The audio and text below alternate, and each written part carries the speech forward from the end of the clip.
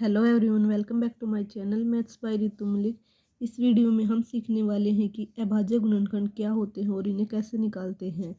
यहाँ अभाज्य गुणनखंड को हम इंग्लिश में बोलेंगे प्राइम फैक्टराइजेशन, यानी गुणनखंड क्या होता है, किसी भी संख्या को तोड़ना, यानी कि उन्हें फैक्टर्स में कन्वर्ट करना। जैसे कि कोई संख्या मान लो ये है 12, इसको हम फैक्टर्स में तोड़ेंगे तो हमारे पास क्या फैक्टर होंगे, जैसे 4 और 3, 4 तो ये 12 होते हैं, या 6 और 2, ये सब क्या होते हैं, फैक्टर्स में तोड़ना होता है।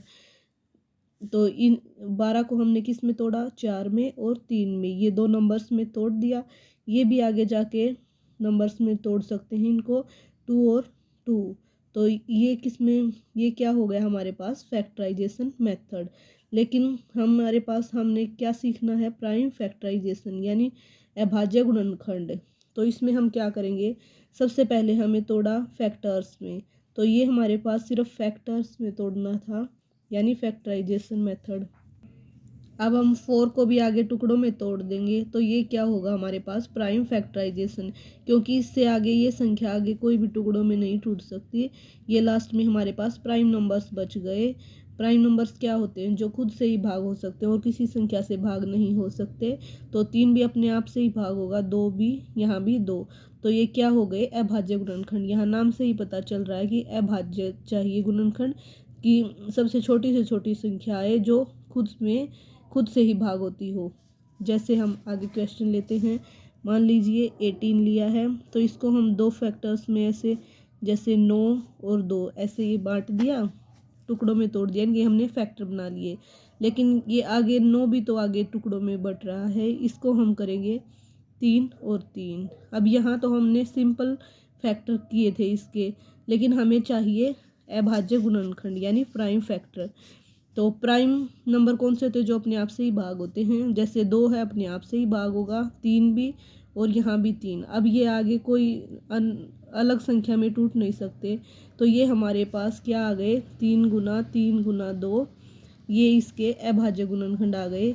अगर इन तीनों की गुना करेंगे तो ये 18 के इक्वल ही आएगी। 18 को हमने ऐसी संख्याओं में तोड़ लिया जो कि प्राइम नंबर्स हैं। इस तरह से इसको हम करेंगे। अब आगे देखते हैं, मान लीजिए 20 है, तो इसके करेंगे तो इसको हम करेंगे 4 और 5 में, 4 5 20 होता है, तो ऐसे तोड़ दिए। आगे 4 भी 2 में टूटेगा, 2 गुना 2 4 होता है, लेकिन 5 आगे किसी टुकड़ों में नहीं बटेगा, 5 एक प्राइम नंबर है। यहाँ भी, ये भी अभाज्य संख्या है, ये भी अभाज्य, तो आगे नहीं जा सकते।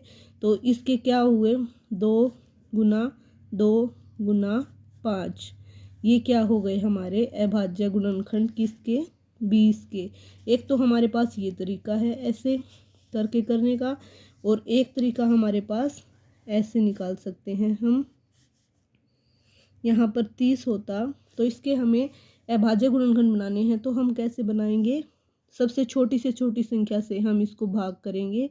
सबसे छोटी संख्या 2 से भाग करेंगे। अगर 2 से भाग करने पर ये क्या आएगा, जो भागफल रहेगा वो हम यहाँ लिखेंगे, 2 एकम 2, यहाँ 1 बचेगा, फिर 2 पंचे 10, यानी 15 दूनी 30 होता है। जो भागफल आया वो हमने यहाँ रख दिया।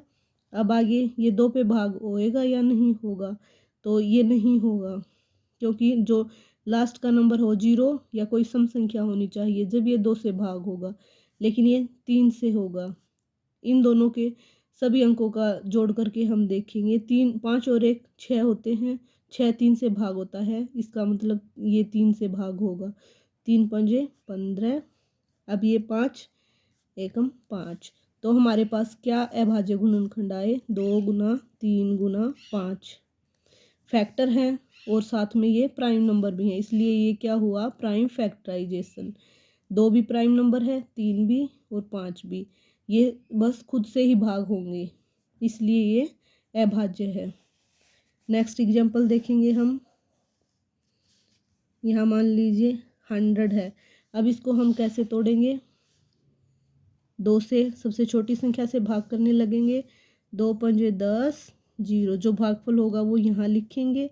अब फिर 2 से ही भाग होगा, यहाँ पर 25 आ जाएगा।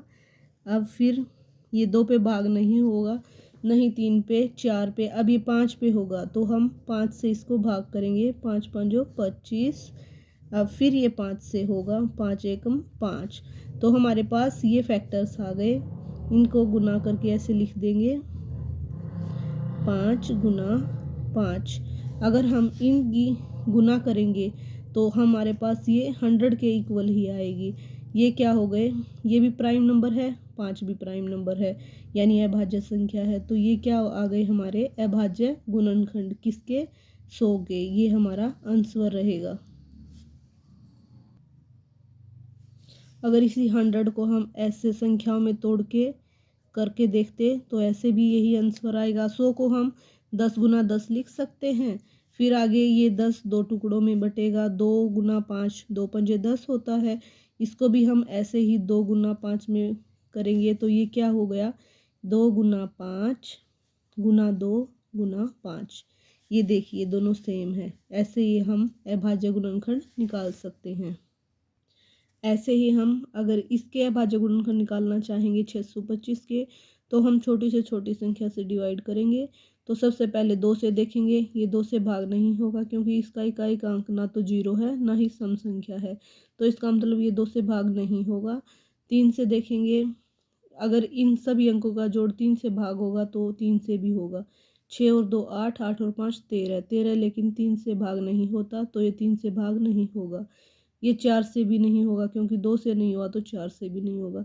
ये होगा 5 से, 5 एकम 5, 5 दूनी 10, 5 5 25। ये यहाँ आया भागफल 125। तो आगे देखेंगे 5 से ही करेंगे, 25 5 125। फिर से 5 से, 5 5 25 एंड लास्ट में भी 1 से। तो ये क्या फैक्टर्स आया हमारे पास, 5 गुना 5 गुना 5। ये हमारे पास अभाज्य गुणनखंड निकल के आए 625 के। अभाज्य क्यों कहेंगे इनको, क्योंकि सभी में अभाज्य संख्याएं हैं। 5 एक अभाज्य संख्या है, इसलिए आगे इनके कोई भी फैक्टर नहीं बन सकते। तो गाइज ये थे हमारे पास प्राइम फैक्टराइजेशन के क्वेश्चन कि अभाज्य गुणनखंड कैसे निकालते हैं। उम्मीद है आपको समझ में आए होंगे। अगर आपको मेरी वीडियोज अच्छी लगती हैं तो प्लीज़ लाइक, सब्सक्राइब और शेयर जरूर कीजिए। Thank you.